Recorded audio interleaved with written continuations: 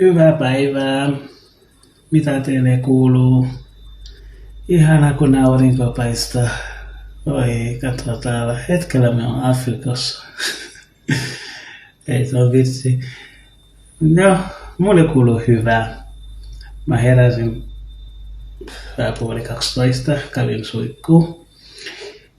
Nyt hetkellä mä haluan tehdä ruokalista valmis ennen menen kauppaan.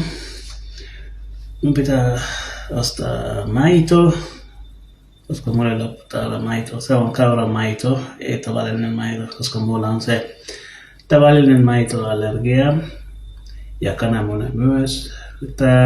Niin pitää laittaa listassa, mulla on se, niin pitää ostaa heiniksi 2, se tulee se siitapolu.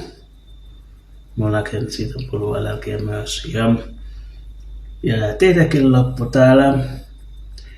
Ja leipää, riisi tai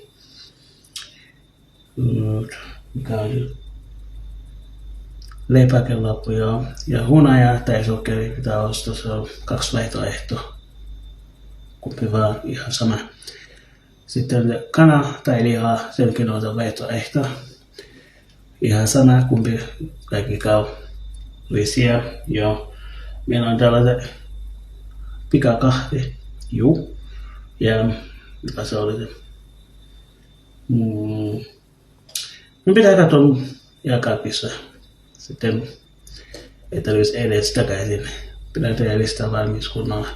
No, hyvää päivän jatkoa. Nähdään kohta. Moi moi.